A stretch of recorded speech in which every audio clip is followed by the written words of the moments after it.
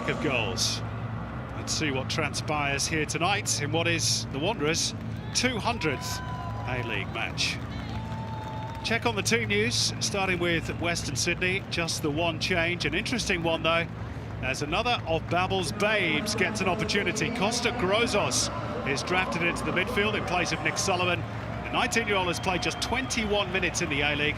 That was in round one against the Mariners off the bench. The other item of news is on the bench, where new German signing Nikolai Muller stands by for his debut.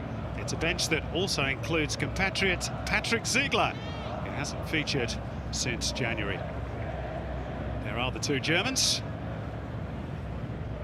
As for the Brisbane Roar, one change as well. Connor O'Toole is out and Daniel Bowles is included for his first minutes of the new campaign. It is listed as a 4-4-2 with Bowles slated to play alongside Tom Aldred, but we'll see if Robbie Fowler does stick to the back three. There have been calls for Aaron Amadi-Holloway and Dylan Wenzel-Halls to be given an opportunity to find the missing goals for the Roar. They are both on the bench. And there they are. They were together for a season and a half as players at Liverpool, Marcus Babel and Robbie Fowler. They won the treble under Gerard Houllier in 2001. They are great mates, but that friendship has been put on hold this week. Mitch Duke scored the Derby winner last week, his third of the season, and his record with the Wanderers reading very impressive numbers. 14 games and 7 goals all told since he returned from Shimizu S-Pulse in the Japanese J-League. In among that huddle is Roy O'Donovan, one of two Irishmen in the Raw starting 11. He's scored Raw's only goal so far this season. Injury time equaliser against Perth. He has a good record though against the Wanderers, 5 goals in 9, including 5 in his last 5. The Raw have played some good stuff, but just have not been able to convert those opportunities. Referee is Daniel Elder tonight. Despite the name, he's in charge for just his 24th A-League match. Alexander Meyer looking for his first home goal this evening.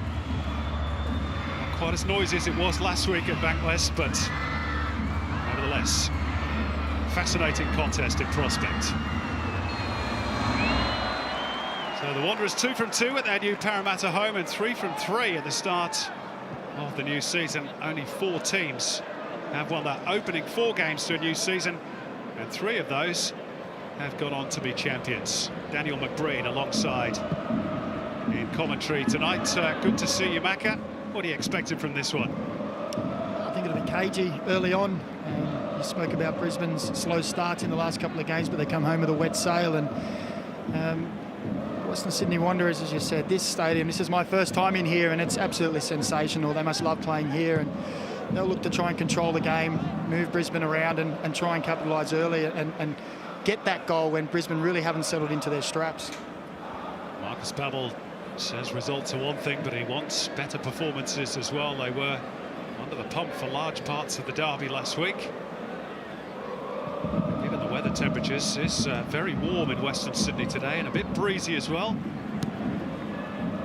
So we might just see a rather steady pace to the start of the game, which certainly transpired in the opening few seconds. This is Matt Yearman looking to float one forward for the run of Georgievski.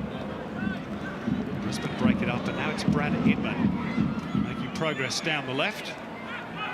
Repatriated during the off-season after a long spell overseas in the United Kingdom. Tom Aldred, the Brisbane captain, the Raw playing in their change strip of all grey. I remember Manchester United played in all grey a few years ago, and Sir Alex Ferguson blaming that kit on a hammering they suffered at Southampton. I have to admit, every time I see a grey kit, I think they're going to lose themselves in the seats in the crowd. That old chestnut.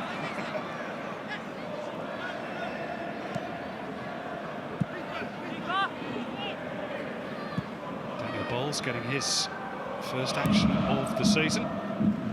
Connor O'Toole dropping out of the Raw starting 11 today. This is Scott Neville.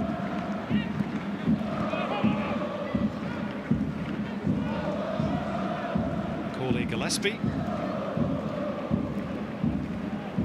Square by Aldred and Bowles, now O'Neill.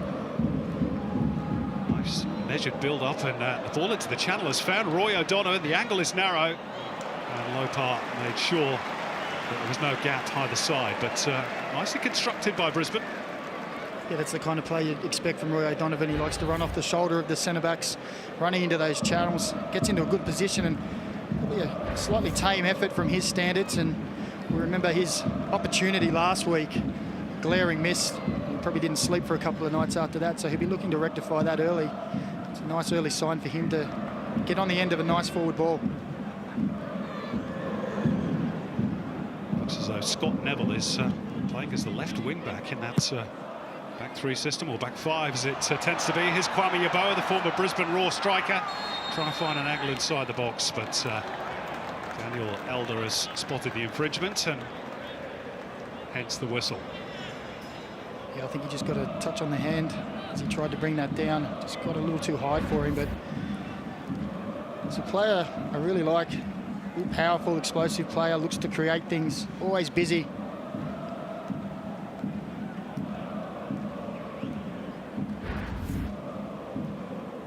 Started his career, of course, with the Roar, played just 12 games before heading off to Germany, initially with Borussia Mönchengladbach. Kwame Yeboah.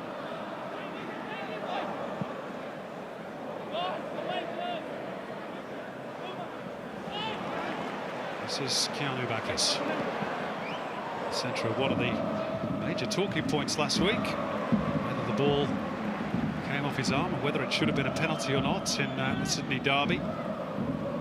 This is Pirmin Schwegler,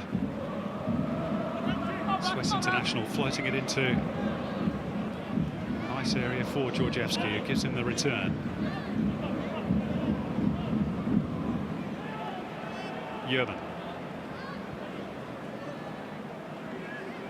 Dylan McGowan, who's had brotherly bragging rights over Ryan this week.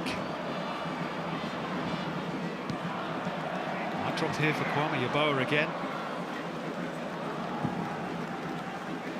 Stefan Mork doing his defensive duty for Brisbane.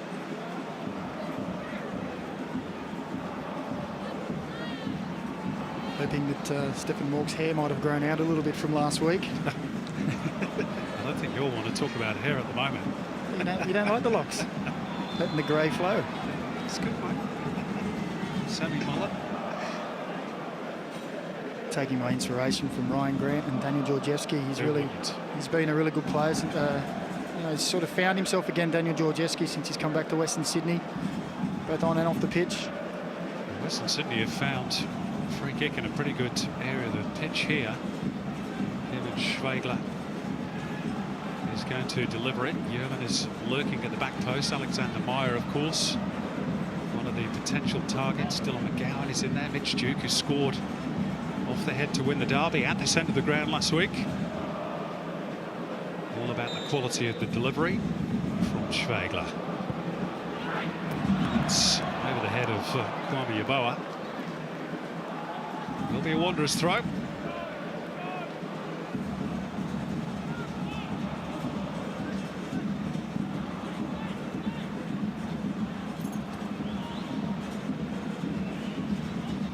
Wilmering to take, helped on by Meyer. Bounced awkwardly for Stefan Mork, and it wouldn't sit for Duke. Brisbane trying to clear their lines. Back in though by Georgievski, and up in the air by Daniel Bowles, but no intentional back pass. Henceforth no whistle, despite the fact that Max Crocombe caught the ball.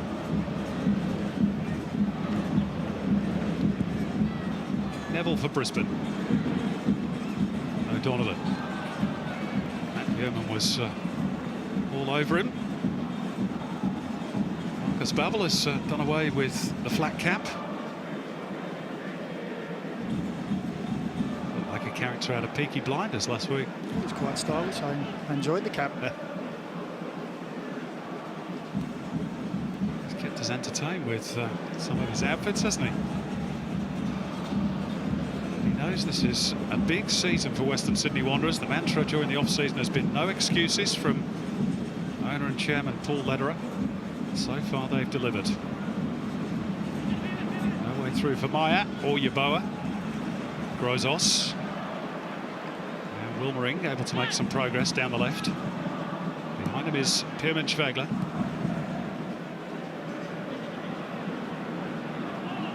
Bacchus.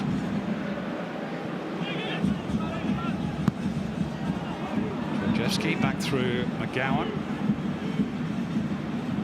Schwegler inviting Yerman forward.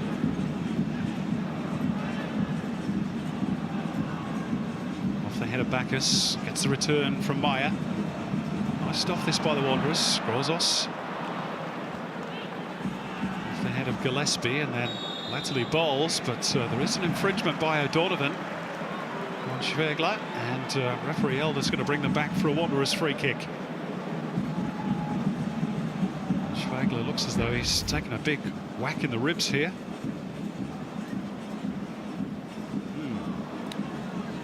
Well, I didn't really see too much. Looked to be too much in that, didn't it? No, see from this other angle. Didn't see too much in that, but first eight minutes or so, Brisbane sitting very deep, inviting Wanderers to have all the ball, just inviting them onto them, trying to keep the spaces small around the edge of the boxes, not give them any time. Well, Robbie Fowler's team, as mentioned, have made slow starts to games so far this season. Maybe that explains in some measure the rather conservative approach at the start. This is Schwegler with the free kick. It's rather a disappointment for the Wanderers.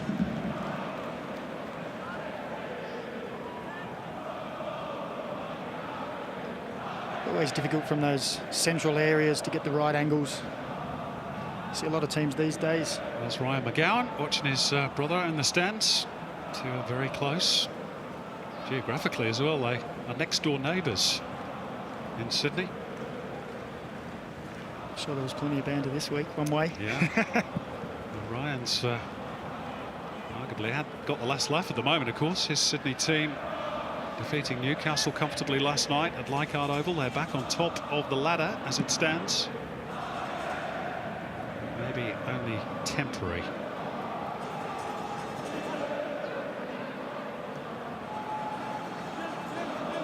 Jay O'Shea trying to make progress. It's a Brisbane throw despite the appeals of the Wanderers. Jake McGing, who started life as a Wanderers junior, heading off to the Central Coast Mariners. He's going to have to be taken back to deliver the throw. Spent last year in Poland with Wisła Płock. Helped them avoid relegation. Good experience for the youngster. Must admit I was surprised to see him come back to Australia. I thought, you know, he'd made a move overseas and might give it a year or two to see how it panned out, but quite quickly came back. Obviously saw a right opportunity here with Robbie Fowler as head coach and thought he could come back and make his mark in the A-League. So he was playing regularly too. Yerman from behind on O'Donovan. Those two again. It's an individual battle to keep an eye on.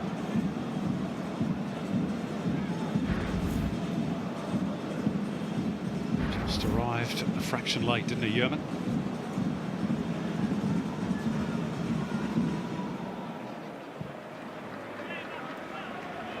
So here's Tom Aldred,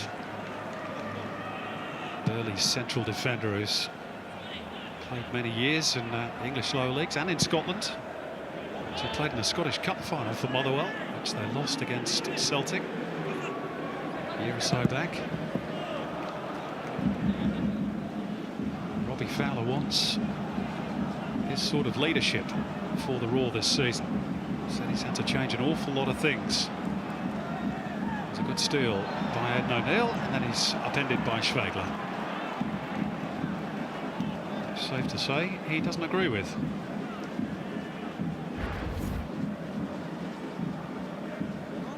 Rode the first challenge. Thoughts, Mr. McBreen? well, I think it thought he got body position across Aidan O'Neill there, and once you get your body across, you're in the right. So if anything, I thought it could have gone the other way, but referee's decision is final and we get on with it. wonder if there's a bit of blood on the face of Aidan O'Neill, which is why he's been taken to the sideline to get some attention.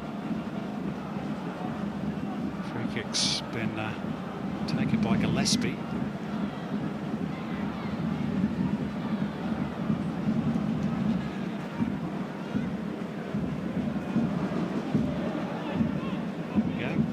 To the nostril, maybe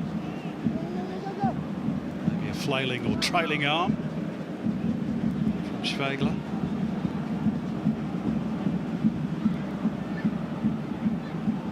This is a fixture, of course, that was once the grand final back in 2014. As Bacchus loses out in midfield. And carrying it forward is Jay O'Shea, but he didn't have an awful lot of options. Jake McGing arriving now on the right.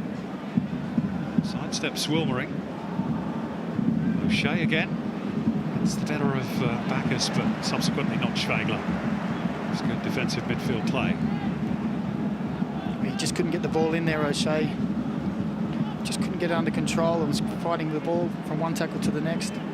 He could have broke away from that first tackle. He had the opportunity to get the ball in. As you can see there, he's just can't quite get there.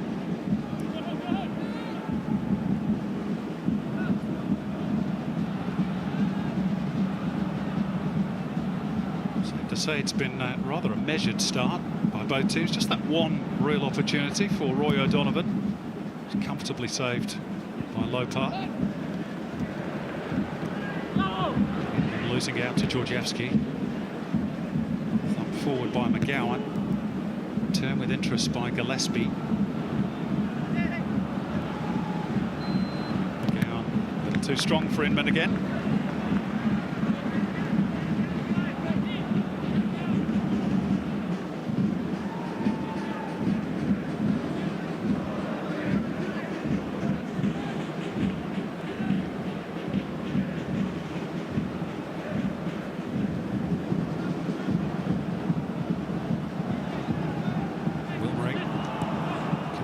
Not there at all with Mitch Duke, who's struggled to get involved in these early stages. Inman rolls it into the path of Neville, who invites the return and the run of Inman. Donovan in the box. Neil lets it run cleverly for Gillespie behind him. Square is Aldred. And now Bowles. O'Shea, McGing.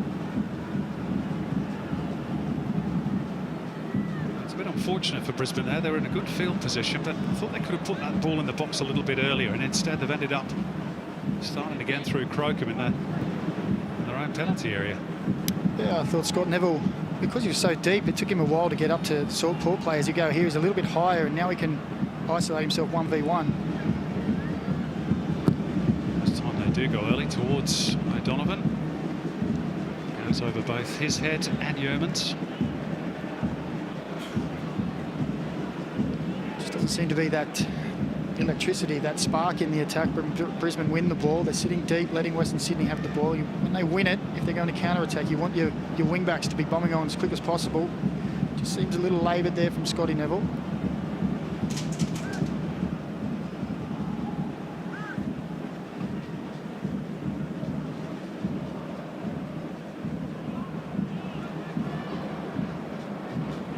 Big Melbourne derby, of course, to come later on tonight in the A-League. Melbourne victory against Western United. Return of Besart Berisha to his old club.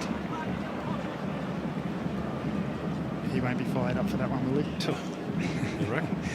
What a fabulous competitor. Always loved playing against him. You always knew what you were going to get with him, and that was 110% every time. The Wanderers have just got an issue with Pierman Schwegler again here.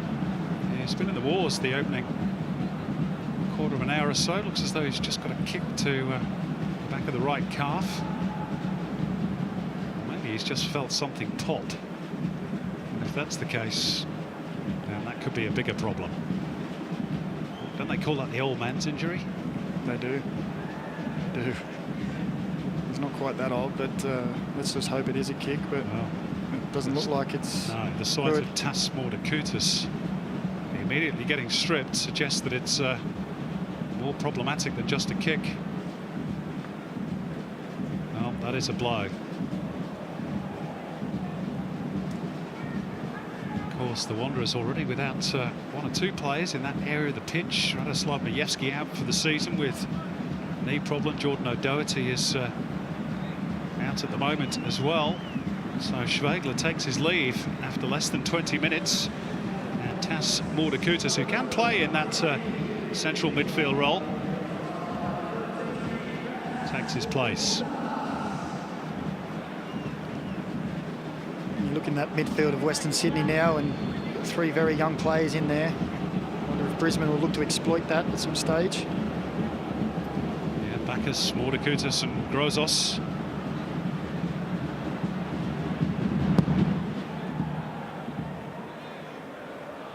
It is a great advert for their development system, though. They throw in Daniel Wilmering, and that's 4 youngsters in the starting 11 now. Crocombe composed. Bowles a little less so, but Aldred will assist. O'Donovan had time to bring it down on the chest, and this looks promising now for the Roar. Inman inviting Neville forward. O'Neill. Neville again. Inman.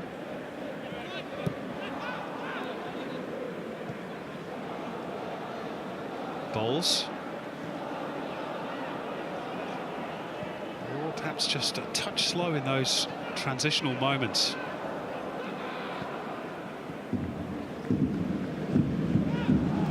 Yeah, they need to be a little quicker in those wider areas. As again on this side with Scott Neville, he needs to get forward.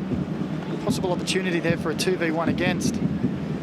He elected to turn out, came back, start again. Really want to see him driving forward there and really trying to force the issue and create something. It's a nice touch by Inman. Scored an awful lot of goals in pre-season for Brisbane Roar, but hasn't yet got off the mark in the A-League.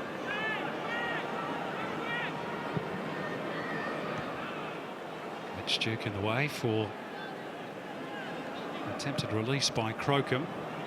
It's going to be too high for Inman, but Georgievski's header has favoured Neville. Checks back on the right foot. Inman. Wanderers deal with that one again quite comfortably. I guess he just really at times wants Scott Neville. I know he's not a natural left-sided player, but really it was open there for him to drive towards the byline. Exactly, Simon. You win back, get into that position, you want to drive quickly, draw out the fullback. And he has Inman in support as well, looking for a 1-2. They turn out and they looked across from a deeper area. Just Roy O'Donovan on his lonesome in the middle against 2 or 3 Western Sydney defenders. Makes it very difficult. He'd rather have that ball firing across from the byline. That was a clever dummy by Inman. Gets the return from O'Donovan. Looks more promising for Brisbane Roar. Inman looking to curl it, and it's pushed away by Lopar. Bounced awkwardly, perhaps just in front of the Swiss goalkeeper, and he did well, perhaps not to palm it straight back into the path of an attacker. Well, the Western Sydney defence just kept dropping off, didn't they? Inman had a couple of willing runners either side, decided he'd take it on himself. Skidded through difficultly. So 2 chances really created in this game have both gone the way of Brisbane. Here's O'Shea. Mitch Duke tracking back to try and get involved. I'm guessing if you're Marcus Bubble, given the confidence boost that Derby win must have given his team last week, you're expected to see a little bit more fire. Instead, it's coming from Brisbane, Daniel. It is. Sitting back and absorbing all the pressure. Western Sydney not really creating anything, with the Brisbane being so compact and closing down spaces. And they do break and they do go at pace at times. They look like they're the ones that could create something. You'll always have Inman and Roy O'Donovan breaking forward, looking to make forward runs. I thought he got clear. Instead, he's been pinged for an infringement.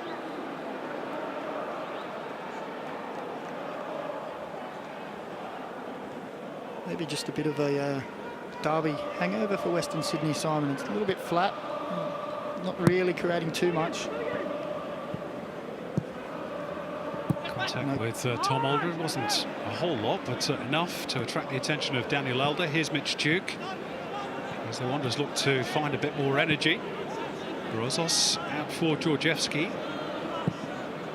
Square for Bacchus, who's just trying to jab it forward, really. Had no proper control.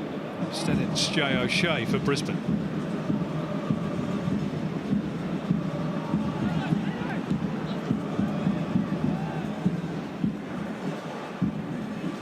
Aidan O'Neill.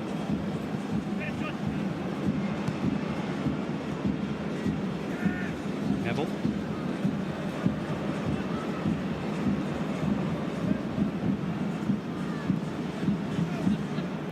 Bowles. Mork. Just bounced off O'Shea, really, but Raw still have it through Mork, but only momentarily. Good challenge by Bacchus, and Western Sydney Wanderers can perhaps create something, but it's a poor touch by Yeboah. Gillespie will tidy up for the Raw.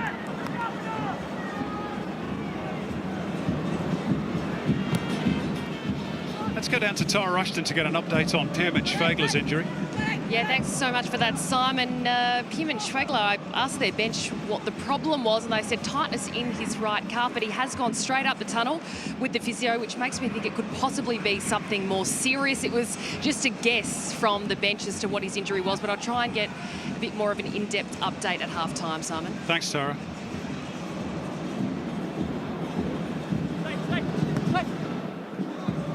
That's nicely done. And McGing is away down the right. Looking for the cutback. Mork again had no real control. Just open up for a second off the chest of Aldred on halfway. Gillespie. O'Shea loses out. 50-50 ball won by Mork. It rebounded back off O'Shea.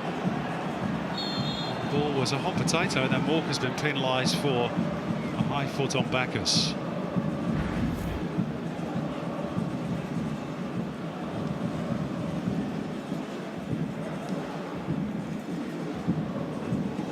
I'm going to say it again, Simon. I thought that was a fair. I thought that was a fair challenge. Looked like a pretty clean win, didn't it? Yeah. Anyway, over eager perhaps.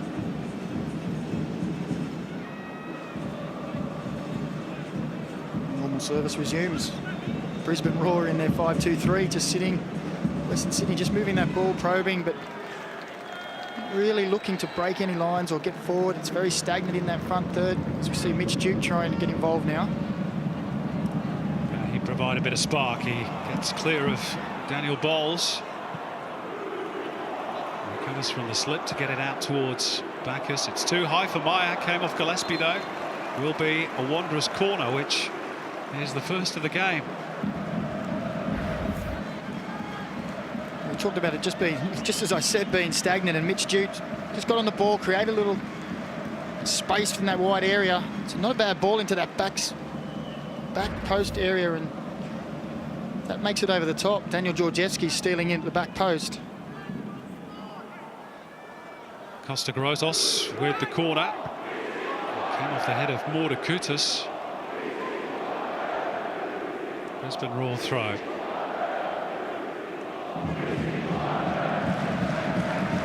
There is the Western Sydney Wanderers bench, which includes Tate Russell, who, as far as I'm aware, is the only Indigenous player in the A-League this season. It is Indigenous Football Week, and the Wanderers big promoters of that, as coaching camps going on this week. There was a guard of honour to welcome the players onto the pitch. Wanderers big supporters of Indigenous Football Week, as is the entire football community. We need to get more of those Indigenous players into the professional ranks, both male and female.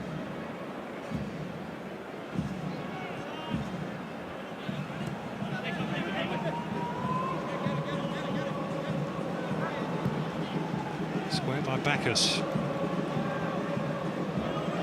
McGowan. Makutas leaving it for Yerman. That delivery, it was accurate enough, but probably had a little bit too much pace for Grozos. Maybe a touch high as well. Quick release from Crocombe. Off the head of McGowan. Drops here for O'Neill. And Joe O'Shea with a little bit of room. Charged down by Bacchus. Ging is in position on the right. Passing lane shut down though by Duke. It's a very cagey sort of an affair at the moment.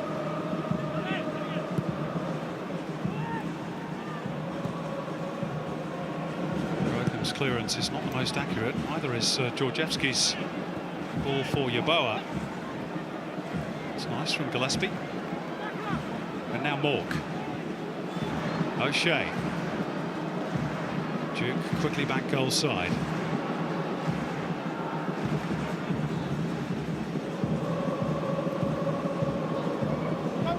Jay O'Shea. Not a bad cross, and Lopez not got a decent distance on the punch away, but credit to him, he made an excellent stop from the rebound from Brad Inman. Atoned for the error immediately. That'll be a foul by Meyer on Mork. 0 to hero, Daniel Lopez. Well, exactly. If he just gets a little shout here from his teammates, he can let that go and palms it straight into the waiting Inman. And was it Georgievski? I think it might have been Yeboah actually made the block. Actually made the block and looked like the goalkeeper at first glance, but I think Kwame Yeboah got his body in the road. So the goalkeeper grateful for that. Here's Brad Inman.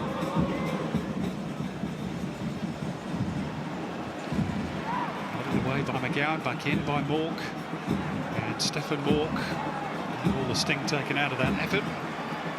The deflection. Brisbane continue to forge the best openings.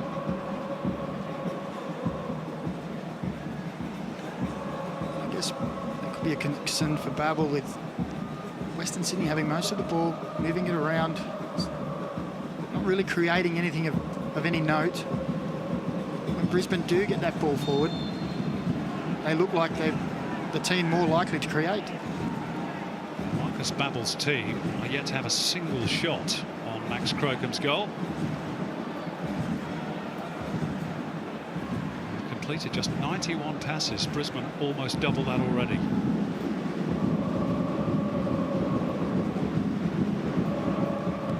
You see Brisbane again, they drop very deep, get a lot of numbers around the edge of the box, close down the spaces. It's going to take a little bit of brilliance from Western Sydney.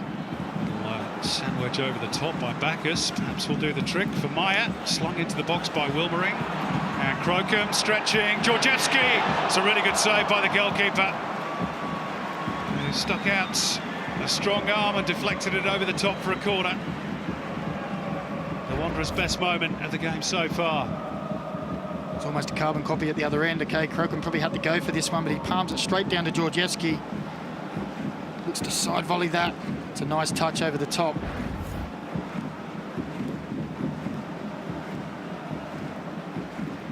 Rosas with the corner. It just bounced off Daniel Bowles, I think. And it goes off Aldred. Max Crocombe, formerly with Salford City. The English lower leagues. He celebrated promotion with them last season to the English Football League, although didn't play in the playoff final. New Zealand international with a couple of caps. Neville under pressure from Yeboah. Too much pressure.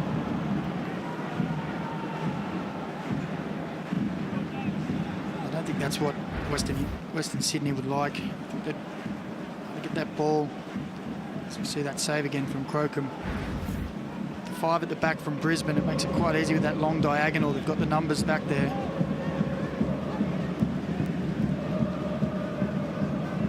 See some kind of individual skill or a movement to try and unlock the Brisbane defence. A bit like the scoop we saw a little bit earlier that ended up in a cross and a shot on goal. Georgievski gets away from Inman. Where is Keanu Bacchus? Against off Mork and favours Yeboah. Here's Duke across the face. And Maya quite able to apply the finishing touch. A bit of spark from the Wanderers. Yeah, a little bit of luck there as well. And that's a wonderful ball from Mitch Duke. That's a danger area straight in there between around the 6-yard line between the defenders and the goalkeeper. No one really predicting the ball.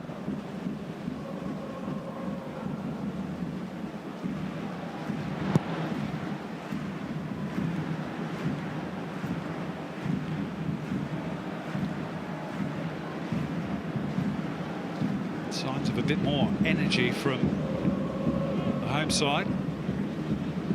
As you pointed out, Daniel, a bit flat in the opening half an hour.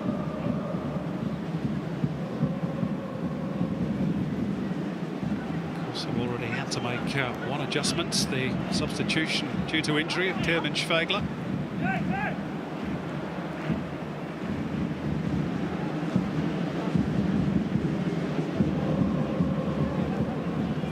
This is Keanu Bacchus. Duke. Wilmering turns it back towards Yerman.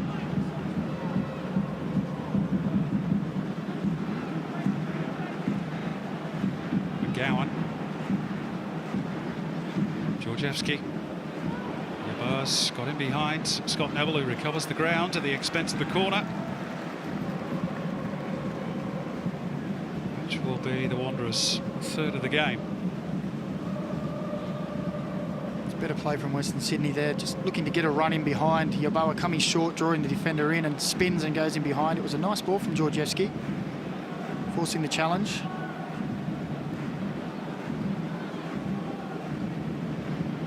Let's see if Grozos can pick out Alex Meyer, one of his teammates, from this latest set piece. Not quite. Breaks here for Bacchus. Slow to close down Mordakutis. Post was Yerman, but couldn't get on the end of it. I thought it was a poor choice of cross from Mordakutis. In that position, lots of bodies in the box. I think you just want to whip that in with pace. Anyone can get a touch on it. Just that floated ball to the back stick, and you're looking to try and make your own power and under pressure from defenders. You really want that whipped across the box.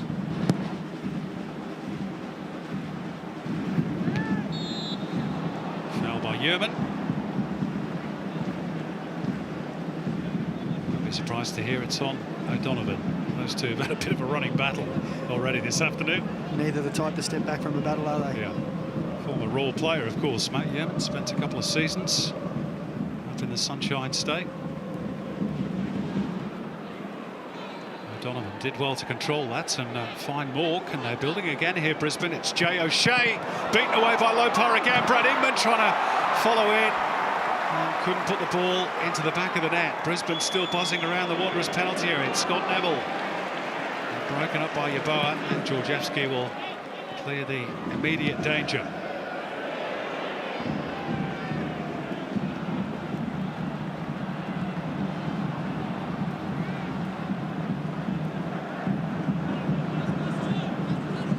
Play from Brisbane there, down the right-hand side.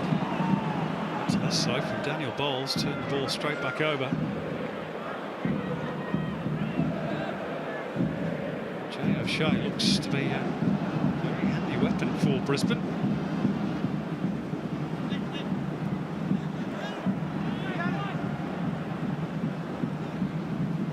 That was more the play you wanted to see, wasn't it? Numbers getting forward at pace in wide areas, creating overlaps. Georgievski caught out briefly by Stefan Mork.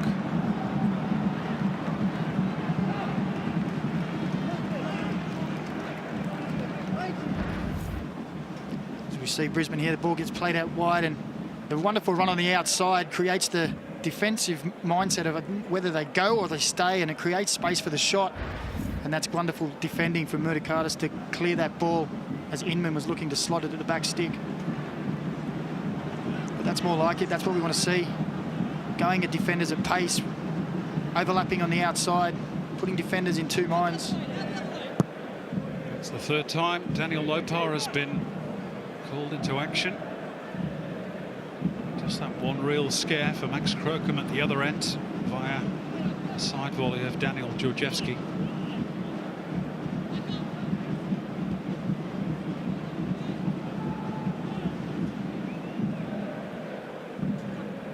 Overall, you'd probably say the battle of the former Liverpool players, Robbie Fowler would be the happier of the two at the moment.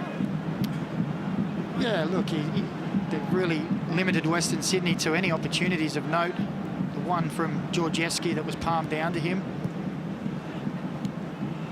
So be quite happy. Created a number of opportunities down the other end, and you've seen them in the last couple of games that they... Oh, error here, chance for Alex Meyer, saved by Crocombe, but it's Kwame Yeboah, and Brisbane scramble well. Still not away. Costa Grosas has a lash at it, but couldn't make contact. And Brisbane got themselves into an almighty mess there, but somehow they've got out of it. And are now up the other end through Brad Inman. Neville. O'Neill. Mork. Fires it out towards McGing.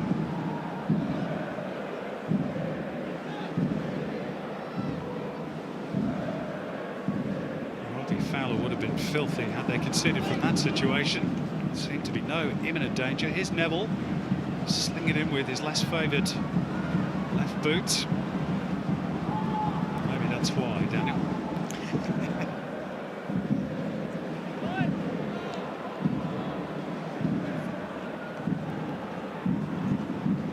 We were just talking about how happy Robbie Fowler would be, not giving up any opportunities, and almost jinxed him, didn't we? Oh, a split second, it was almost catastrophe. Good recovery defending, got back in numbers, bodies between the ball and the goal, and saved their blushes.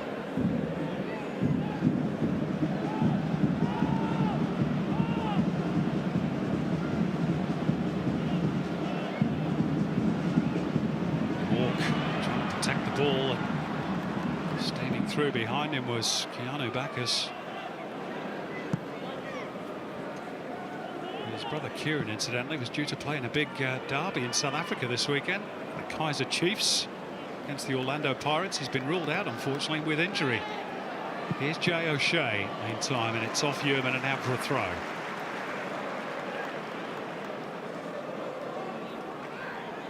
Needed that touch, Yeoman. Roy O'Donovan had made a great run in the centre. Just got across the front of his defender. Good skill by O'Shea. Couldn't pick out Mork with the release, though. Ball's intervention to deny Wilmering some open pasture.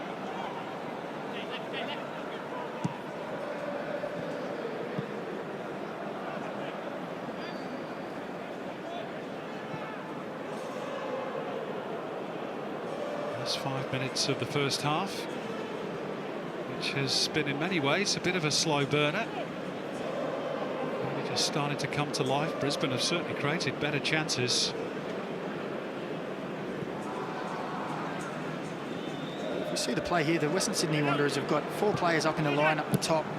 What you want to see is them coming in into the pockets away from that line. You think it's a bit static? It's too static, it's too stagnant at the moment. Mitch Duke is occasionally coming inside trying to get involved, but it's just a little too stagnant. They're just sort of standing and watching. There's no real movement to move around this Brisbane defence, who are well organised. I'm not sure Alex Meyer has had many touches at all in this first half.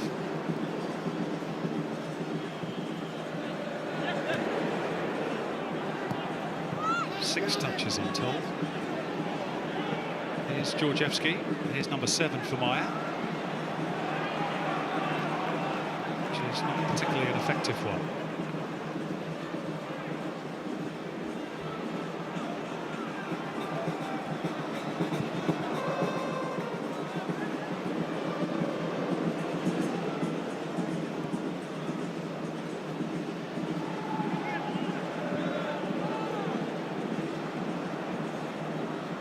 Bacchus galloping forward is Wilmering down the left. Ignored by Bacchus. Down the right they go instead with Georgievski. supporters looking for the give and go, and Georgievski saying our path forward is completely blocked by the defender. Oh, we'll get involved in this attack. It's Grozos. Oh, and he's through the legs of the defender, Aidan O'Neill, and they appeal for a penalty. Daniel Alder was very well positioned and waved those appeals away. It was a lovely piece of skill from Grozos, losing his man, but Aidan O'Neill just got back, got the toe on the ball. Nothing in that. Any suggestion of a push in the back by O'Neill? No? Not for me.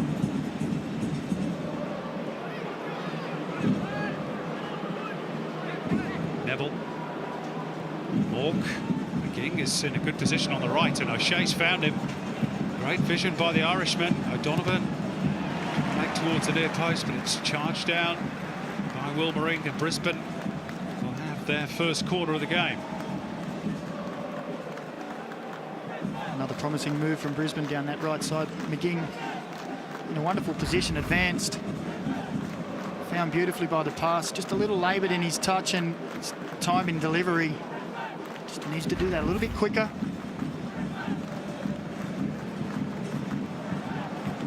Jay O'Shea to take in towards Neville at that near post.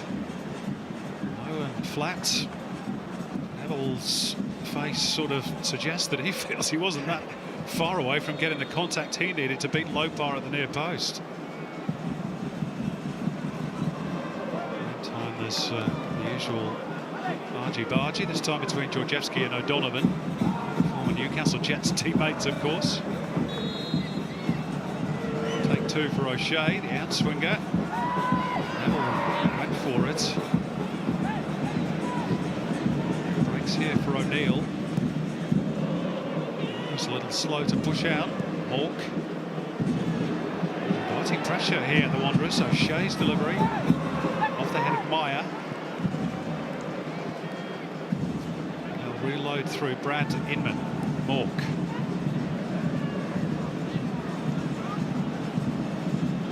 Think forward by Bowles. Aldred won't be able to keep that one alive, and it's a goal kick for Western Sydney. A bit of emphasis between Aldred and Yearman. I think he wanted the corner there, did he? He's never going to let it die there.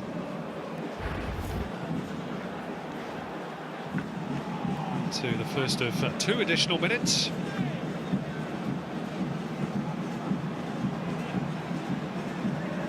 Georgievski.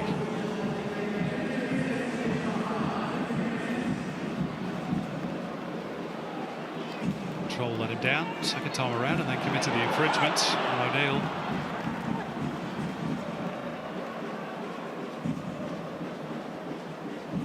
Chance for you to give us your assessment, Daniel McBrain, of this first 45.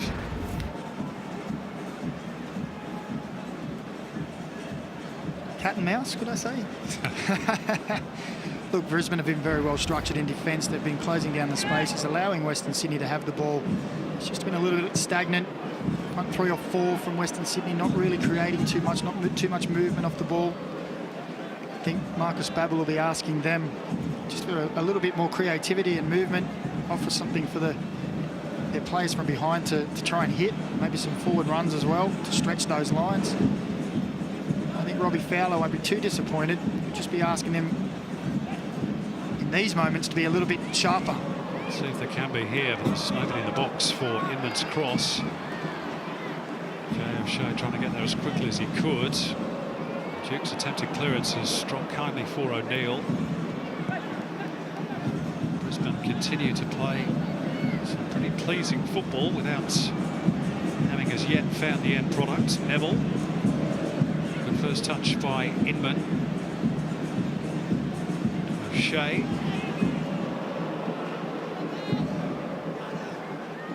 O'Neill. Bringing Macaulay Gillespie into play. He will try and pick out O'Donovan, who's peeling away from Yearman. Chance here for Jay O'Shea, potentially. Just wouldn't sit for him. Maybe for Aidan O'Neill. And Western Sydney got bodies in the way. Desperate defending at times, but it worked. Still alive for McGing. Now O'Shea, 3 to try and pick out in the box. The deflection, though, favours Lopar. Western Sydney survive, and that is half-time. In the first 45, that by and large has favoured Brisbane Roar. They've created some good opportunities and been solid at the back. Daniel Lopar has been called into action on several occasions. At the other end, just really the one moment of alarm for Max Crocombe as Daniel Georgievski's side volley was tipped over by the Roar goalkeeper. Plenty more to come in this one, you fancy. It has been a bit of a slow burn first 45, and perhaps that's why that at the break we have that scoreline. Western Sydney Wanderers 0, Brisbane Roar 0.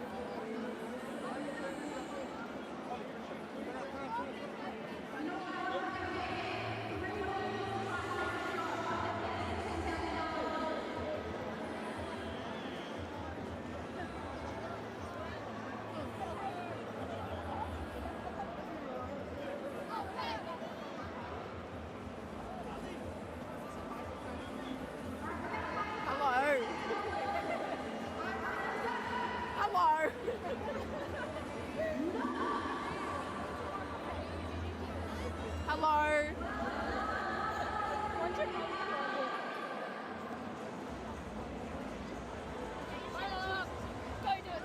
Jesus, I love you. I love you. Yeah.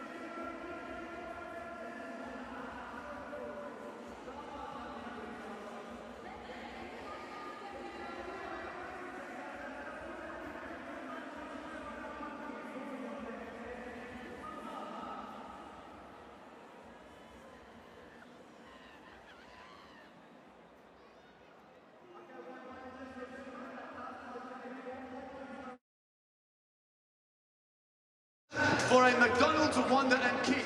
If you would like to enter the field, please move to one of the entrance gates at the corners of the stadium and wait for security to open the gate.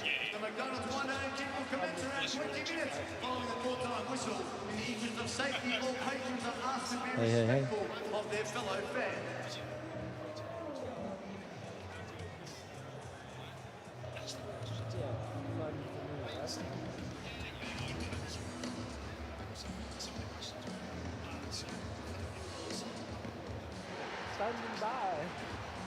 Standing by. Standing by, Simon. Hello, Simon. Peter. Yep. Hello, fella. Hello, my son. Where are you going? Good. I used to play for Liverpool, you know. Did you? Shall I do my North Wales accent for you? It's beautiful. Beautiful. What happened to your rugby team, boy? Hang on, just a second. Actually, I'm hearing you. No, hang on. I'm hearing you in my radio. Just a second, Simon. That's not right. I haven't got him in my IFB. Sorry. He's not in my IFB. Oh, now that might work. Good. You got me? I could hear you in the Have radio. you got me? Yes. Lovely. What happened to your rugby team? Oh. Depressed. I didn't care about the last one, but You will be, boy, if we win tonight. Yeah, I don't care. I don't either, to be honest. Oh, last week was horrible. As long as we beat Australia, and we did. That's all I care about. On the telly. What? All right, Wonderland, let's welcome our teams back out here for the second half. On the pitch right now, our boys, the Western Sydney Wanderers.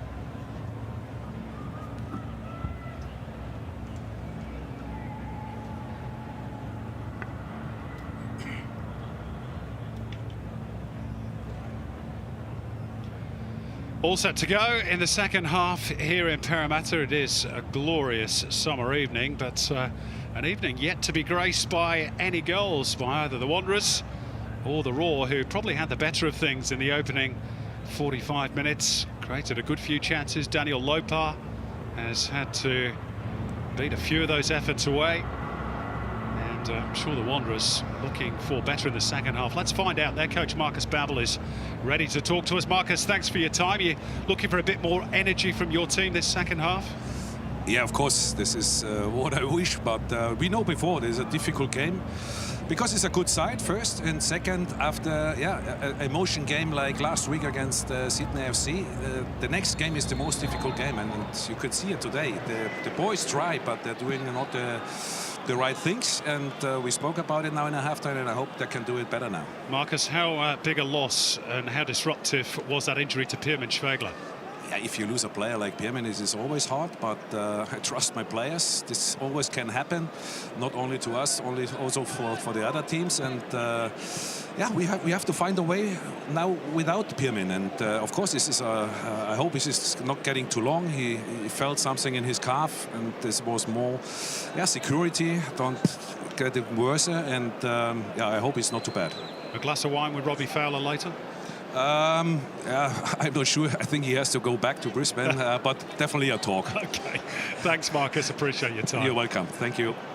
Bye-bye. Across from Georgievski, easily cut out by Brisbane. Let's hope for Marcus Babbel's and Western Sydney Wanderers' sake, Daniel McBreen, that injury for Pirmin Schwegler is just a short-term one. Yeah, hopefully. They said it was a little bit of tightness, so hopefully he hasn't actually strained it or pulled that muscle. Such an experienced player, and we talked about the youth in that Western Sydney midfield at the moment. You really need one of those experienced heads in there to really pull the strings. Robbie Fowler has seemingly found the answer to one conundrum, and that is to stop the opposition finding space in behind. That's a back five today, especially when they're defending, but they've still to find the answer to how to score goals. Maybe they will here. Stefan Mork breaking through the challenge of Morten Kutas in midfield. Aidan O'Neill, Mitch Duke in the way. The Wanderers face forward, but only briefly. One in the air by Gillespie.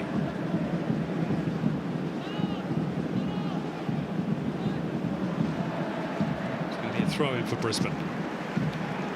I just wonder, Simon, whether Robbie Fowler's looked at that first half and seen the counter-attacking football at times just a little bit slower, a little bit off pace. I wonder if he thought about the second half, how long he would look towards his bench with some pace on there, and that injection of speed can really change the dynamic of an attack and a team. I know that Aaron Amadi, Holloway and Dylan Wenzel-Halls will be champing at the bit. I'm sure Nikolai Muller will be as well. Tara Rushton down on the sideline for us. You've perhaps got a bit of news on that for us? Yeah, that's right. During the halftime break, Marcus Babbel and Nikolai Muller were down here talking at length, actually, so we can expect to see him down here in the second half. The only reason he didn't play a part in the Sydney Derby last week, of course, was that he'd just gotten off the plane, but he did take part in the RBB march along Parramatta and through the city of Parramatta through to the stadium. But expect to see him, gents. Yeah, and he did that march with the RBB, and nobody knew who he was. They didn't recognise him. Brilliant, brilliant. Oh dear.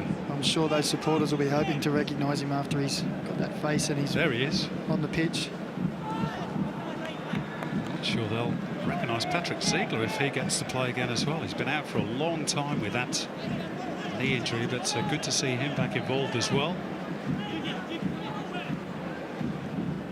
Central defender who showed real promise when he first arrived in Australia, but his career down under really has been cruelled by that knee problem so far. Scott Neville, rather unfamiliar role against his old club tonight, left wing back. Jay O'Shea looking to lift it over the top. It's beautifully flighted for Roy O'Donovan. Had to take it first time. It just forced him a little bit wider than he wanted. And Lopar again pushes it away for a corner. But what about the ball from Jay O'Shea? The two Irishmen combining. Yeah, wonderful play. Lovely run off the shoulder too from O'Donovan. One of his trademarks. It's just going a little too wide for him. Close was down that angle. And Lopar had to be sure. Bats it away for a corner, but promising signs for Brisbane early. Can they find some reward for this pressure? Jay O'Shea with the corner. And Gillespie's header, it's off the line, and then Lopar keeps it out somehow. The Wanderers survive. Miraculously so. It's still not clear. Back in by Stephen Mork, and glanced just wide by Roy O'Donovan. And they cannot believe that they don't lead in this game, Brisbane. Well, it was a wonderful clearance off the line there, and you thought for all money as the ball falls down that they're going to tuck it away. Great save from Lopar, and as it comes back in again, Roy O'Donovan at that near post, a free header, just looking to glance it into that far corner, just not getting enough. Robbie Fowler on the sideline, wondering what he has to do to get that ball in the net. He's not dusting his boots off out down there, is he? Here's Georgievski at the other end, and Alexander Meyer this time at the right end of the pitch so far as the Wanderers are concerned. With you about the get-up, Maka. Not sure about the three-quarter trousers, but you can understand his sentiments, which is written all over his face at the moment. What more do we need to do? Well, I was half one eye on him and as the play unfolded, and he was up and down like a jackrabbit. That was good, desperate defending.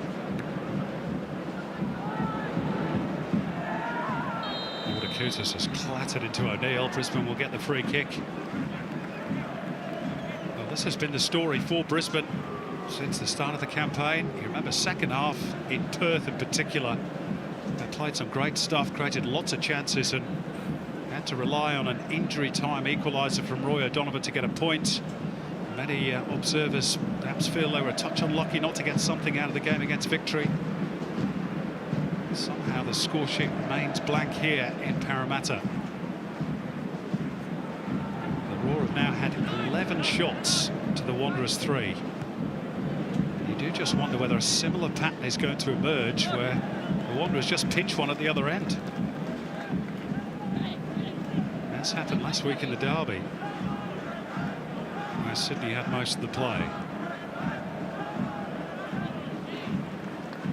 Well, Marcus Babbel did speak about wanting to play more attractive football. But you know, when you're under the cosh, if you've got that ability and the confidence that you know you can steal a goal with good movement, as we see them counter-attack. That's a good ball. Sorry to interrupt, Daniel, but it's gone out there by Aldred. They're the kind of moments that Brisbane need to be wary of, and especially we talked about the substitutes at Robbie Fowler's disposal, with some pace on the bench as this game drags on and some tired legs.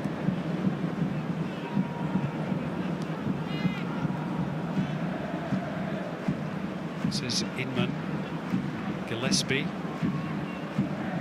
Inman with Mordakutis nowhere really.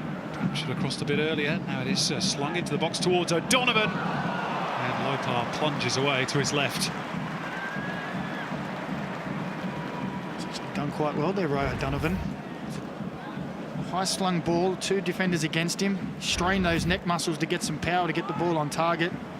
Comfortable save for Lopar in the end, but Brisbane probing.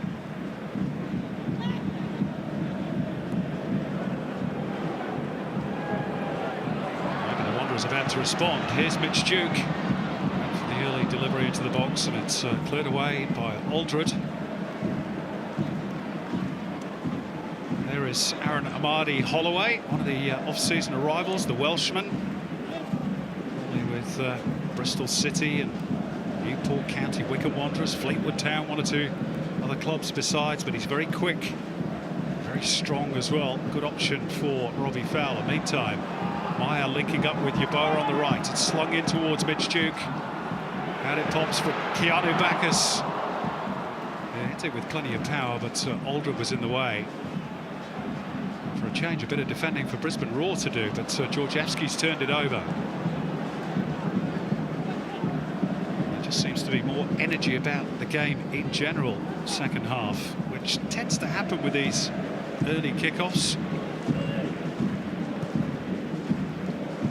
Yeah, the 5 o'clock kickoff for a player, that heat, and it can dry the pitch out a little bit as well, make the ground a little bit stickier, which slows the ball down. But as that sun starts to set, as we see Brisbane.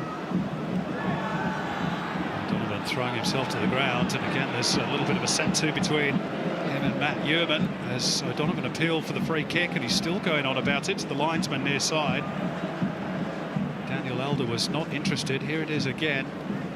Was his run checked by Yearman? That was what O'Donovan was claiming. I think it was probably a long shot. With the Strikers Union here, I think that was a foul. Oh dear. That doesn't surprise me, but I think the ball had already gone as well. Yeah, so I think that worked against him. His touch went the other side, and to be fair to Yearman, he didn't really change his stride. He kept in his way. Still unhappy about it, Roy O'Donovan. Got to be careful he doesn't talk himself into the book here.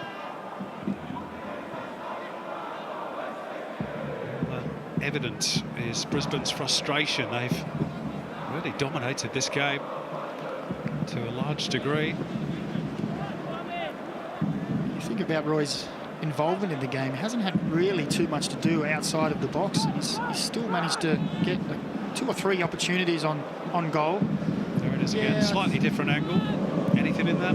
Not for me. I think I'll backtrack on my original statement, but like you say, Simon, the frustrations, he probably feels he could have scored a goal last week. A couple of half chances here today. Here's Meyer. Wanderers trying to build something. Yeboah on the right. Backheeled away by Mork. Only as far as Grozos, who's all wrapped up by O'Neill, and then he's got a handful of O'Neill's jersey. And the youngster's going to celebrate his starting debut in the A-League with a yellow card.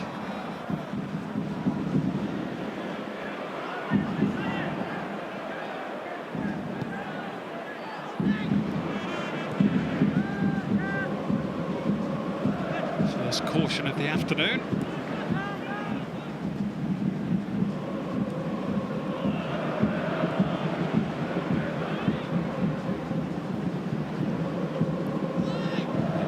Is ripe for an injection of that pace. Likes of an Amadi Holloway or a Wenzel Halls. Try and force the breakthrough for Brisbane. And look for the foul on Inman by Georgievski, and after a slight delay they get it. Tempers Wanderers starting to fray just a little. Elder trying to keep a lid on things.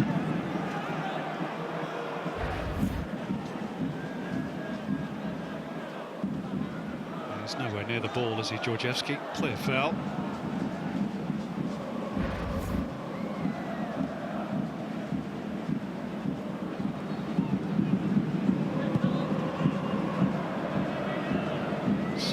Fouls in the game, 13 of them committed by the home side. Perhaps another indication of just how hard they've had to work, Daniel, to remain on level terms in this game. Yeah, the foul count can usually have a good indication of how comfortable you've been in the game. Brisbane definitely looked comfortable really in defence. Really been tested too much by Western Sydney. Frustrations may be starting to come into the game. Robbie Fowler making a point to the officials. That's why the Wanderers have got the latest free kick though, committed by Stefan Mork, the infringement.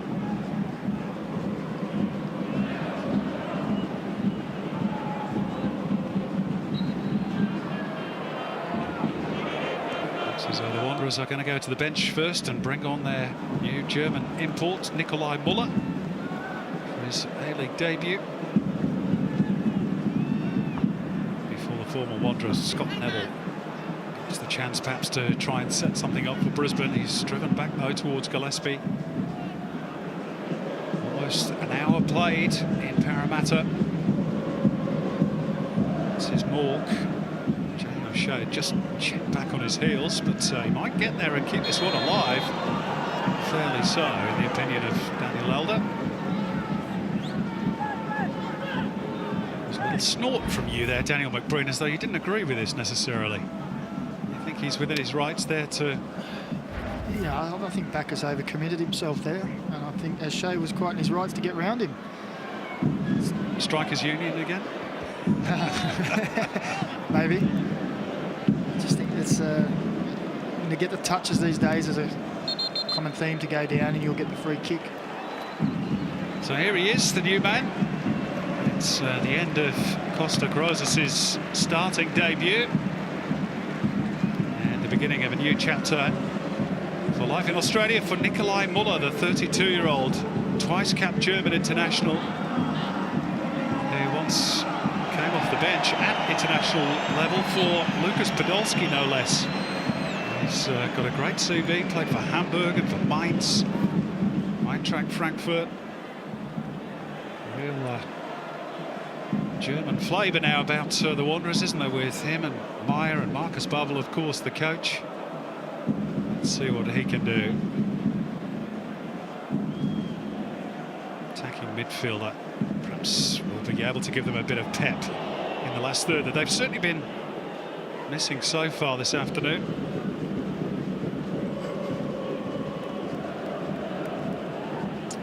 Certainly a player with plenty of experience.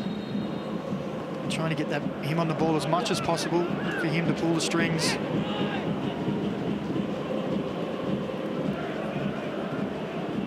Here's Bacchus. Georgievski wants it. Touch around the corner. Here's Nikolai Muller. And now Kwame Yeboah. And they'll get a corner, the Wanderers, off Gillespie. Well, I think Muller was a little bit disappointed. He came into the pocket looking to get the ball, took his first touch, and I think he was setting himself for a strike. He's just telling Yeboah there, next time you can leave that for me, sir. You leave it. He's going to take the corner. Eager to be involved right from the off. The outswinger, and Meyer met it. And he got clean contact, but not really the power to trouble Crocombe.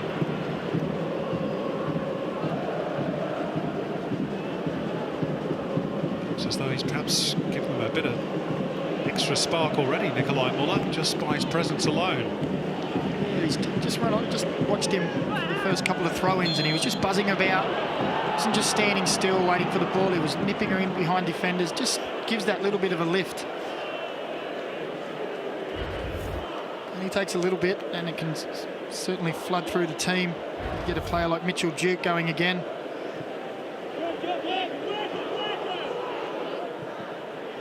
Yeah, Duke and Meyer have been rather quiet today. Maybe Muller's arrival will change all that. There is Alexander Meyer nodding down for his compatriot Muller. It's going to be a Brisbane throw though. Georgievski just slightly out of position. Brad Inman bisects Georgievski and Bacchus. Chance here brewing potentially for Brisbane Roar. It's Jay O'Shea, force wide. Needs a bit of help. It arrives now from Jake McGing. Just lifted it really hopefully into the box. Here's Duke for the Wanderers, and Georgievski has open pasture ahead of him. Chance here for the Wanderers, potentially. Oh, it's a disappointing delivery from Daniel Georgievski. It's a good opportunity, really at both ends. Inman first down for Brisbane, got the ball across to O'Shea, who just couldn't get out his feet, and then Daniel Georgievski, as he loves to do, getting forward. Open pastures, you would have expected a better ball from him in those positions. Game opening up a little bit.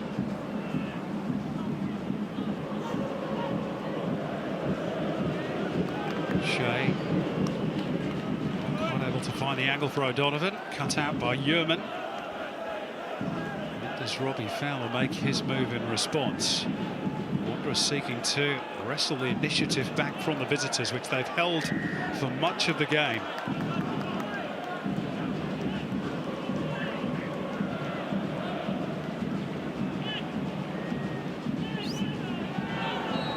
Neil bottled over.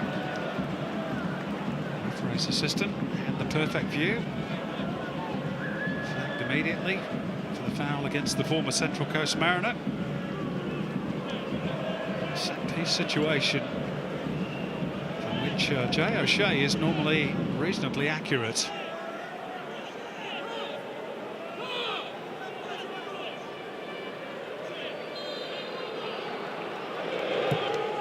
O'Shea's ball in, and it bounces around before Matt Yearman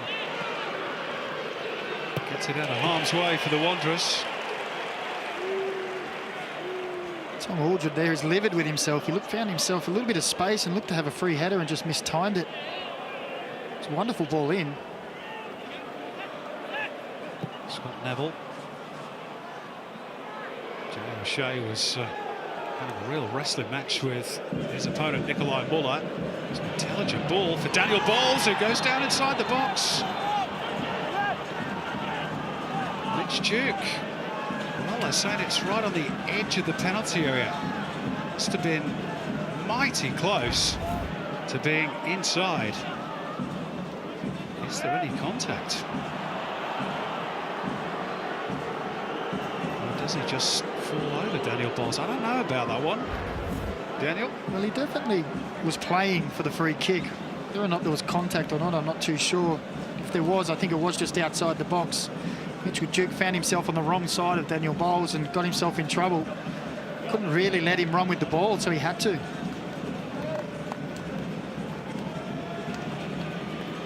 And it was only a whisker away from being inside the penalty area. A bit more than a whisker now, it's just been moved back. So O'Shea again, a bit closer in this time.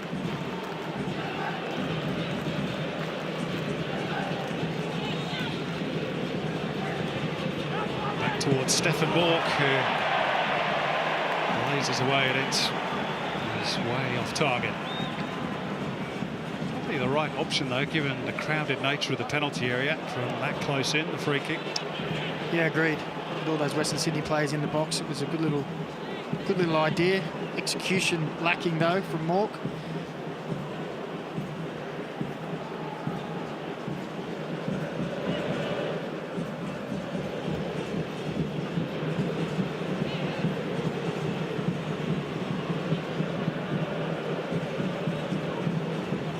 About Robbie Fowler and whether he'll look to his bench to inject something into this game, but away from home they were pretty comfortable in defence.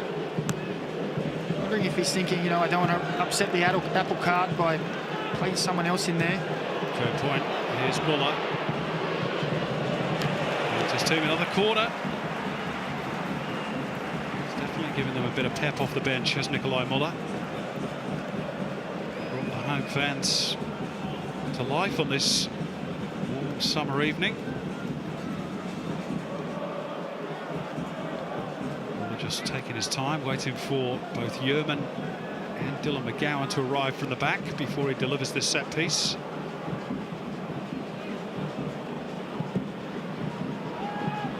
There's Yeoman at that back post. And it'll drop here for Keanu Bacchus. Oh, that was not far off. And he'd timed that terrifically well on the volley.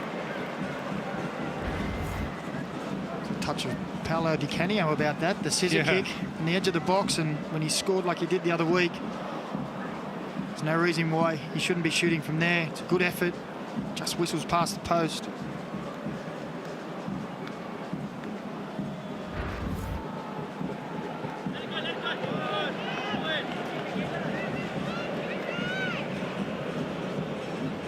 A point would be good enough to take the Wanderers back to the top of the A-League tonight. I'm sure they want all three.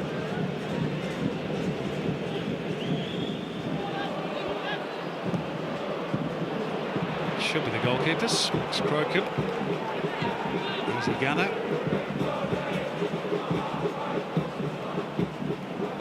Wanderers have got a trip up next to the new boys, Western United. It's their next assignment. Western United, of course, in action very shortly in Melbourne Derby against Victory. 2 games tomorrow. Melbourne City against Wellington. City are in 3rd. As things stand, Wellington still without a point. And Perth, last year's premiers, entertaining the Mariners over in the West. Both those games tomorrow.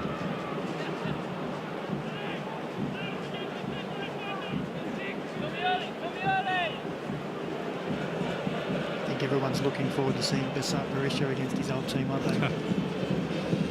What does he do if he scores?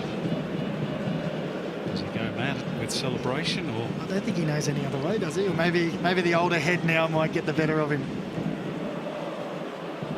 He gave it to the City fans last week, didn't he, when he scored from the penalty spot? Here's Stefan Mork. Had a good chance some minutes ago. On the right. There's Jake McGinn, but finding a teammate proving elusive at the moment from those wide areas.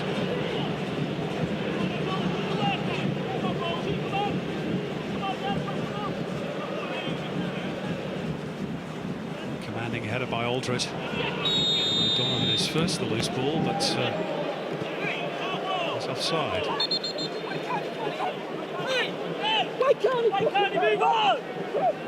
think Robbie Fowler is best pleased with that decision. Actually, it's not an offside against O'Donovan.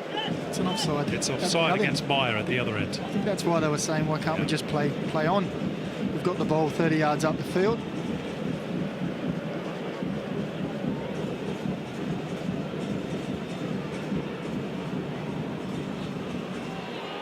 Mork. 2 straight, well read by Yeoman.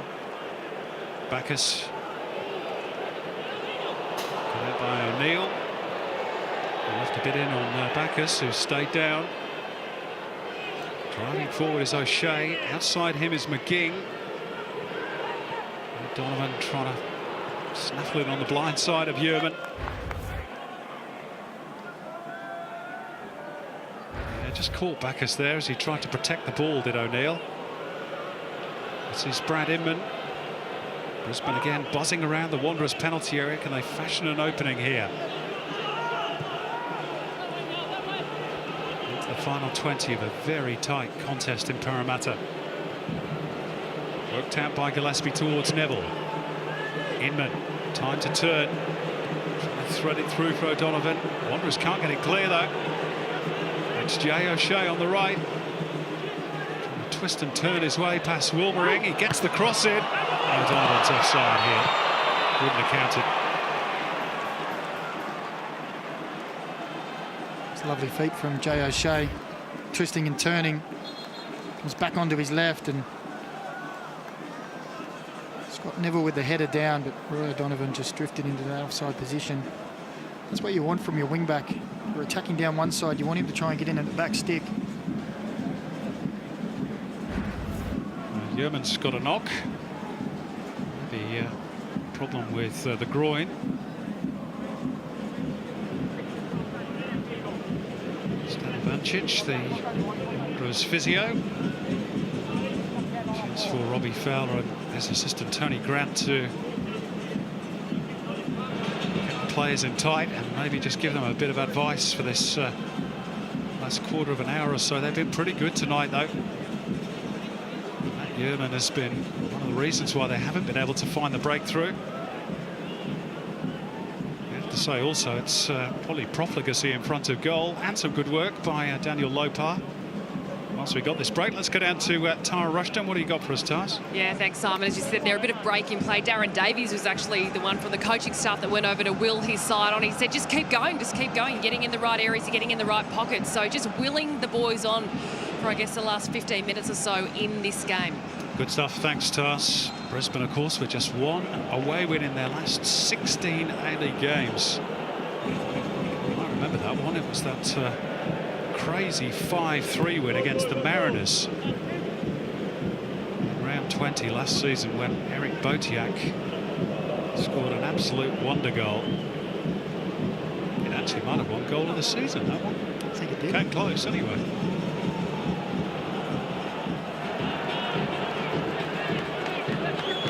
By rights, you'd say they probably should be ahead here this afternoon against the erstwhile league leaders ahead of round 4, but they're not. It's that age-old problem. How do you put the ball in the back of the net? That's why you got paid the big bucks, Macca. Because you could. Yeah, it's not as easy as it looks, and a number of occasions Brisbane did look to have the ball in. Foot race between Mordakutas and O'Donovan. The youngster wins out. Myers offside. Now it's back involved in the play because of Aldridge's touch. Back by Duke. Wanderers still down to 10 for the moment. They want to bring Matt Yeoman back on. And he's back with us now. Bacchus looking for the run of Yeboah. Right idea. Just watching Yeoman run back on the field there. Doesn't look 100%. Keep an eye on him. So he got that feeling of the groin. Just feeling halfway down his thigh. They've got one change up their sleeve, have the Wanderers, and they do have Patrick Ziegler, of course, on the bench. Oh, yeah, Yeoman's not moving freely at all. They could be made to pay for that, Western Sydney. Here's Neville. Finds the gap, might have been a foul there. Advantage played. Oh, Stefan Mork has blazed over again.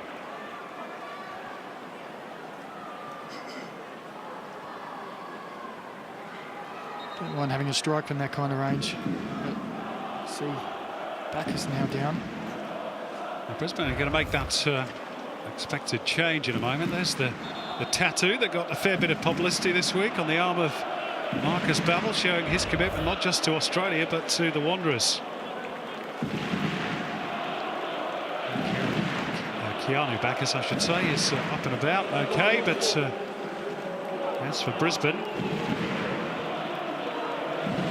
they've exchanged Roy O'Donovan for Aaron Amadi Holloway.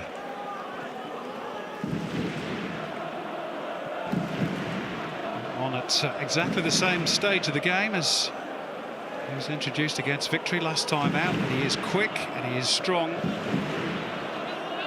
He'll be a handful for the Wanderers defence. He was a handful last time out, wasn't he, Simon? Anything that came near him, he won. Very strong in the air. Now again, Brisbane are frustrated that they had the ball and wanted to play on, and the whistle went. Not the first time that's happened. Here's Jay O'Shea. Marty Holloway's first involvement. McGing.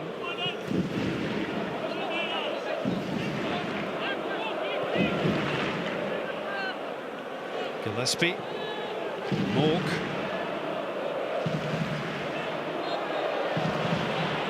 O'Shea draws the foul.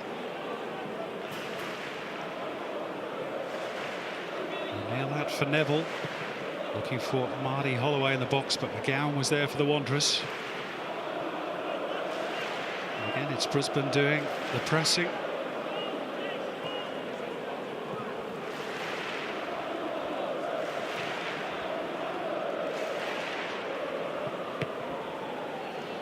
Angle wasn't there for Neville.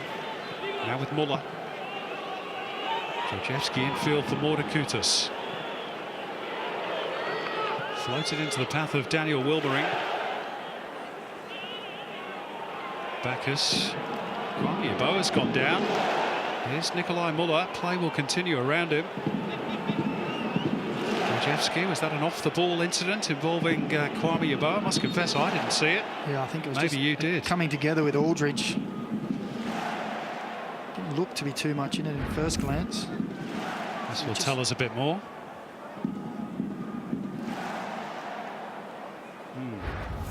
Maybe he just caught him unawares. Eyes on the ball. I'll tell you what, the size of Tom Aldridge, you probably do just bounce off him, don't you?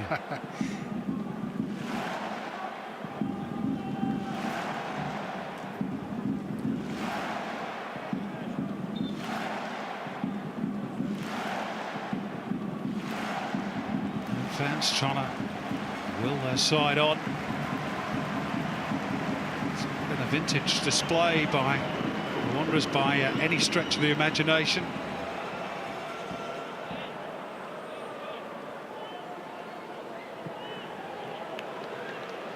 Despite all those chances for Brisbane, who've had 14 shots to the Wanderers 6. They remain locked at 0-0. Just over 10 minutes to go. It's the same old story for Brisbane, isn't it? Control the game, do well, defend well, just can't quite find that net. Yeah, turning into Groundhog Day, isn't it, for them at the moment?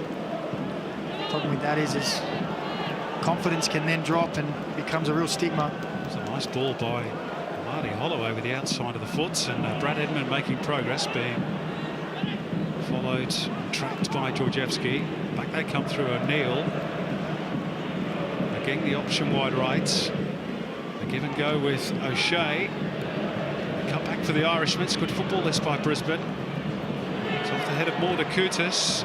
Only for Scott Neville, who'll drive one. It's pushed away by Lopar, and it caught a Marty Holloway totally unawares. And still the Wanderers penned in. It's with Bowles. O'Shea should be the goalkeepers, and is.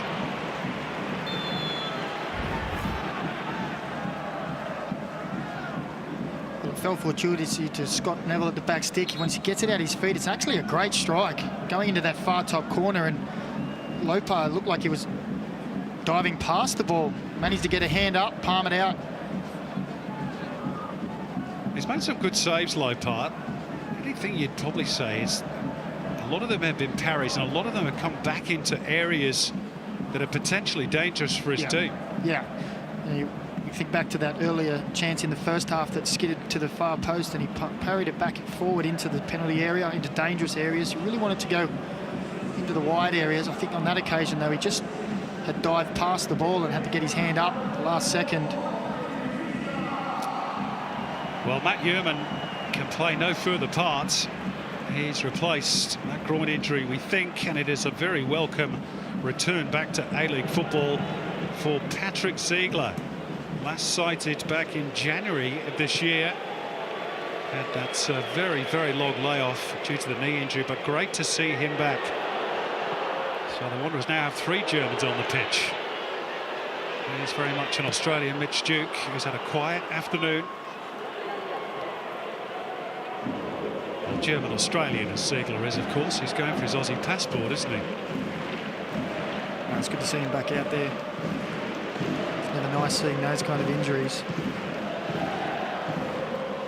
Dylan Wenzel-Halls is going to be thrown on presently as Brisbane's second change, as both teams Trying to push on for the 3 points. Closing stages of a very tight contest. Brisbane certainly with many more of the chances. Here maybe one though for the Wanderers. Mordakutis leaves it for Mitch Duke. Not his best effort on goal. Not really been his night so far. And here's that change for Robbie Fowler's team. Brad Inman is going to be replaced. We're going to see Dylan Wenzel-Hawes, who was in a disappointing season last time out. Daniel, probably one of the Raw's best, certainly the best emerging star, even though he's 27. Yeah, he was definitely a shining light. Was in the system, then went out and came back in again into the club. Scored some goals and has some electric pace. You have the strength of Holloway there. You get Denzel. Don't you start. Don't you start with Denzel. That's Mark Bosnich's you know what I mean? Him running off the back of that, and it's a little and large combination that could be quite dangerous.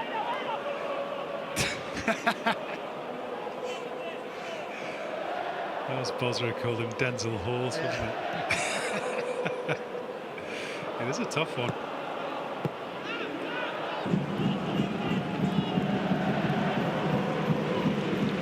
Any tongue twisters? We have to get our mouths around in the A-League. Stephen Mork bundled over by Muller.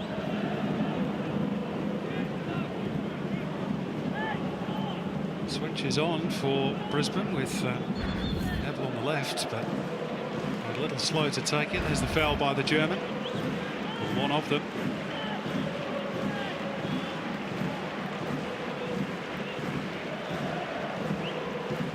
Forward by Bowles from the set piece. Off the head of Ziegler. Return on the half volley by Neville. Neville again. Cut out by Bacchus. Appeals for hands.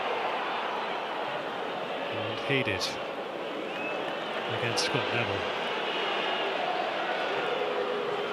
Forward gallop the Wanderers, Mitch Duke in particular. Got the return. Wilmering via a scruffy piece of defending from Jake the King. Breaks for Duke again, but the foul is committed by Yeboah. And all that momentum is lost for Western Sydney.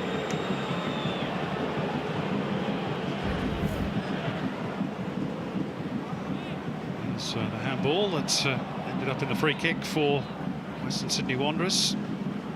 Led to this particular attack, but that's how it ended. A little bit clumsy by Kwame Yeboah. We're into the last 5 minutes. Crowd of just over 14,000 here at Parramatta tonight.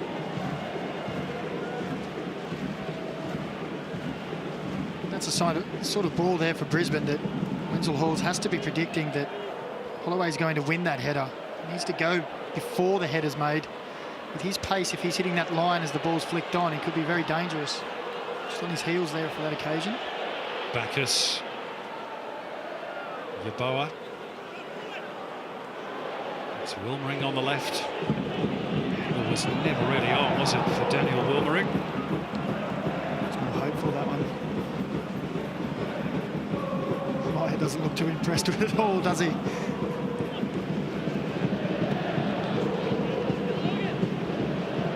He's been pretty much starved of service tonight.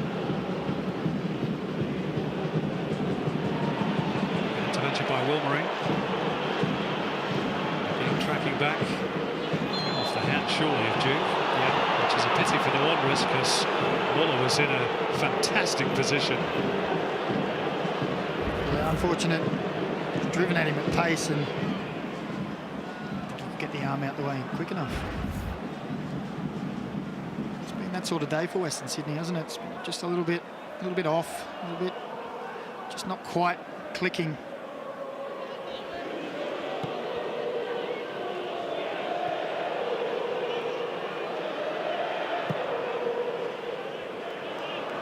Launch long towards Amadi Holloway, and he did get there. Just needed somebody to be perhaps more alert to that possibility.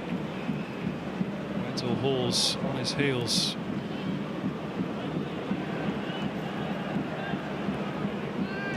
Get to this stage of the game, as soon as you see, as an attacking player, you see that ball going forward anywhere near Holloway, you've got to get around him. Got to be there for the scrum. Yeah, you've got to get bodies around him, because you know he's going to win it in some way, shape or form. As it is, it's the Wanderers who've won a free kick. This is why. Morg had a little nibble at Muller, and O'Neill, you could say, finished off the job.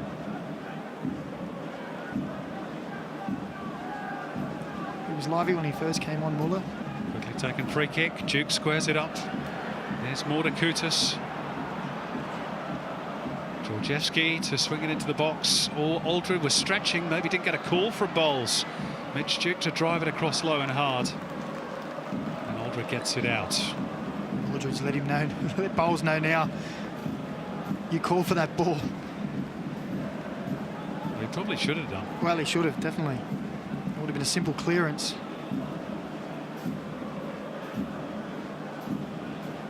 Marcus Babbel out of his seat, barking instructions, edge of the technical zone. Long throw by Wilmering. Came off a Brisbane head. And then ultimately Ybarra for a goal kick.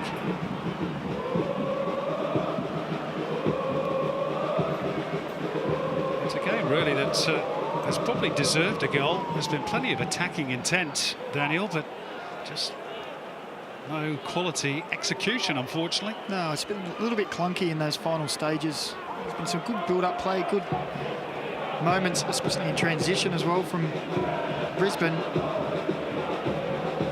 Just those key moments just haven't quite come off for both teams.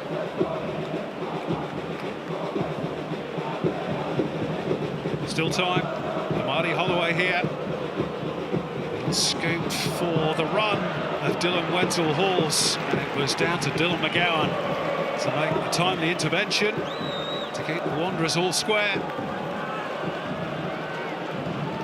Brisbane with the late push for a winner they will perhaps feel they deserve. They have a corner in front of their travelling supporters, which Jay O'Shea is about to take.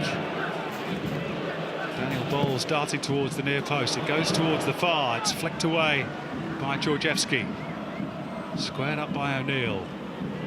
Morg to return it from whence it came for Jay O'Shea. Has he got a trick to get away from Keanu Bacchus? Doesn't need the trick. Uses O'Neill. Still plenty in the box if they can find the angle. Clipped in by McGing.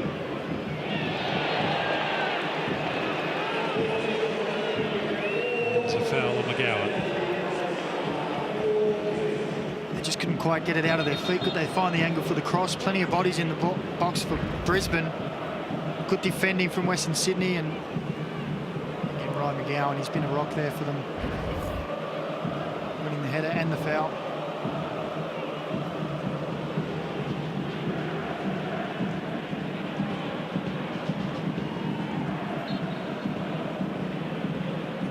Into the first of 4 additional minutes.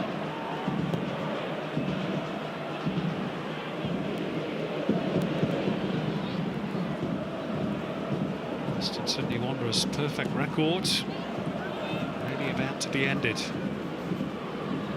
Already Holloway's pace and power gets in there ahead of Ziegler.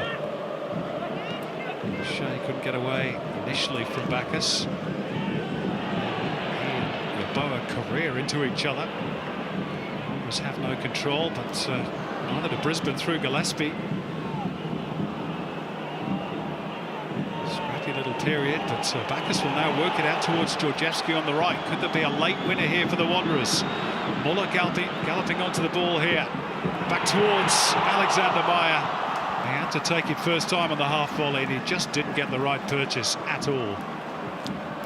It was a wonderful sweeping move, and Muller with the ball into the box. And Meyer, who's been kept quiet for most of the match, for a player of his ability, it was a fantastic opportunity to steal all 3 points. Just couldn't quite get a connection. Talking of which, I thought Wenzel Hall's actually trod on the ball there. But referee's given a foul instead, and Brisbane come forward through Neville. Touched by O'Shea. And Neil. Going to find the gap for McGing, which wasn't really on. And it goes off Wilmering. Sense of time started to run short. Looks as though we could end up with a stalemate here. Slung into the box by O'Shea, heading clear by McGowan. So with Neville, it's just hopeful really from Scott Neville. Easy pickings for Lopa. It's desperate times in the last minute or so.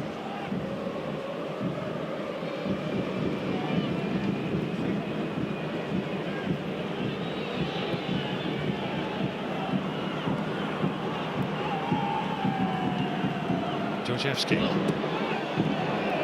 Boa. Meyer hooks it towards Muller. Not by Gillespie though. Turned over cheaply by O'Neill. Into the last minute in Parramatta. Nikolai Muller. Twist and turn away from a whole posse of defenders, which he did. And then only pick out Max Croker. It's a useful acquisition, doesn't he? He's certainly given them a bit of spark off the bench. He has. Obviously got wonderful technique, great footwork. Great to see him settle in, and once he's embedded in this area and used to his teammates, it'll be a very handy acquisition. Very capable replacement, perhaps, for Radoslav Majewski.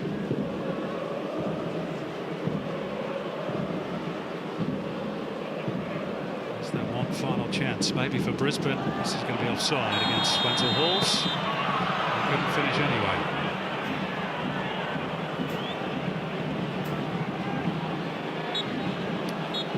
And there we go. Daniel Elder brings matters to a close, and at least you could say the atmosphere will be convivial between Messrs Barble and Fowler, the two old Liverpool teammates in the post-match drink. They end all square. Brisbane are still looking for their first win of the new season. The Wanderers' 100% record is over, although they do return to the top of the league ahead of Sydney FC, and they are still unbeaten. A game in which Brisbane forced 16 shots. That old problem, not being able to score goals, is one that haunted them again today. That's how it finished. The Wanderers 0, the Raw 0.